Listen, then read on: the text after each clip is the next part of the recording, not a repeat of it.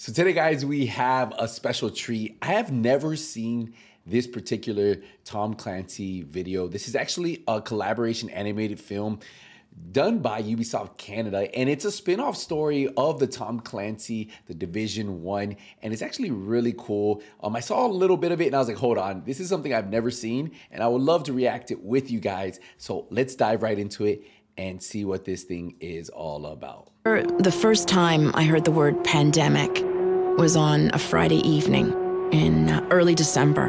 It was right after the first snow. My friend Jaden called me while I was stuck in traffic, and I remember he was worried that they were calling this thing a pandemic. I had to ask him what it meant. We all found out pretty quick. He told me that what the people in New York were suffering from was nothing like the flu. I think he had a friend in New York. But that's what everyone kept saying on social media, that this was just another flu outbreak. I think a lot of people wanted to believe it was true. It was only after a dozen people died that they started calling it smallpox. New York was quarantined, it was all over the news. Then, about a week later, in Montreal, Alex Tremblay was diagnosed as the first Canadian to contract the disease. And that's when the panic started to set in here at home. People started rushing to hospitals, clinics, pharmacies, anywhere that they thought they could get help or a vaccine. I mean, they were lined up for blocks. More and more people started getting sick all around the country. It even made its way out west. No one was safe. As the virus spread, everyone got scared of becoming infected. People started staying at home, locking their doors, barricading themselves in. They had to start converting stadiums, shopping centers, and all kinds of places into temporary hospitals to keep the sick. And seeing giant arenas filled to capacity with dying people, it was surreal. Then, when rumors started circulating about a vaccine being given only to essential personnel, people accused the government of holding out on a cure. That's when it got ugly. With the food and medical shortages came panic. And then the looting started. Grocery stores, pharmacies, shopping malls, they hit everything. I heard even the parliament got looted. Some people stopped showing up for work. Nurses, bus drivers, hydro workers, firemen. Our institutions were on the brink of collapse. But it wasn't just public services. Our communication networks became more and more unreliable. And when the gas started to run out, people did whatever they could just to get their hands on a few liters. As the disease spread and the body count rose, everyone was left to fend for themselves. There are no friends during a pandemic. Our socioeconomic model was failing us. Symbols of capitalism were attacked. Businesses and shopping centers were put to flames. Then the blackouts came and plunged us all into darkness. And darkness bred more fear and more panic.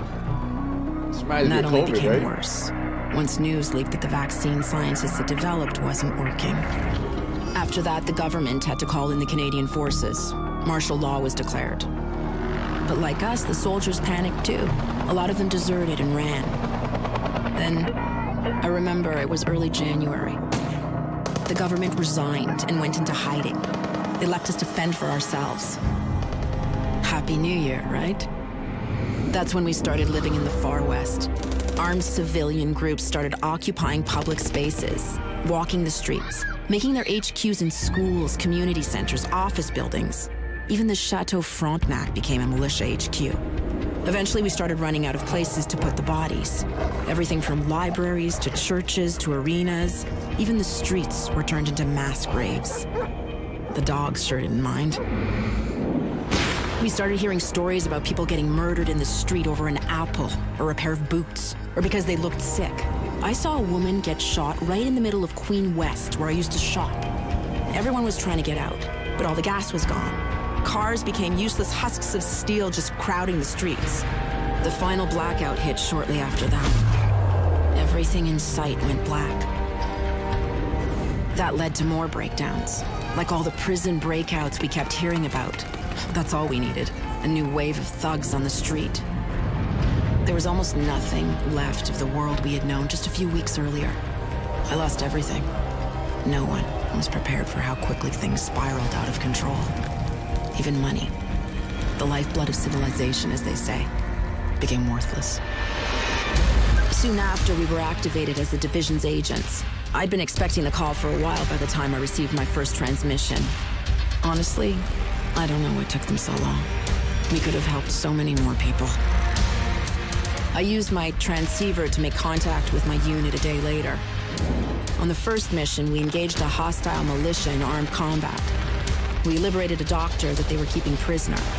Before that, I hadn't really realized how bad it had gotten out there. But later the same day, we went out to help civilians who were hiding from the armed groups that were terrorizing our streets. I felt like I was on a humanitarian mission, but in my own country. We were always listening in on our transceivers. That's how we found out that other units had also been activated in other cities. We all had our work cut out for us. We learned that a lot of other units were helping everywhere. Some of us were even trying to restore power at global levels. When the power came back on, people started to see the light. Literally. Hope started to return. Things weren't over by any means, but some of the people already saw us as saviors. I don't know about that, but it felt good to help. There's still a lot left to be done, and now we're being shipped out to New York to help them take back the city. No rest for the weary, as they say. Hey, that's pretty cool. That's actually pretty cool. What I wanted, like, some of this artwork was done really well, and the way they told the story. Yo, this is the first time I've ever seen something like this. I thought this was actually a really cool way for them to, like, tell the story of something that happened in Canada. Could you imagine if they had Division 3 but in Canada, and kind of like this is the story they told, the pre of the division? That'd be kind of cool. But I want to know, what do you guys think? I think maybe them focusing, instead of like pushing forward with the Division 2, like extending it, Division 3 would be a prequel to the Division, like where it might have took place in Canada. That would be kind of cool. So this is definitely pretty cool to see. Let me know what you guys think. Have you guys ever seen this? I think it's over 7 years old. But yeah, we'll wrap it up here, guys. Hey, appreciate this, appreciate the love. Hey, nothing but skazal.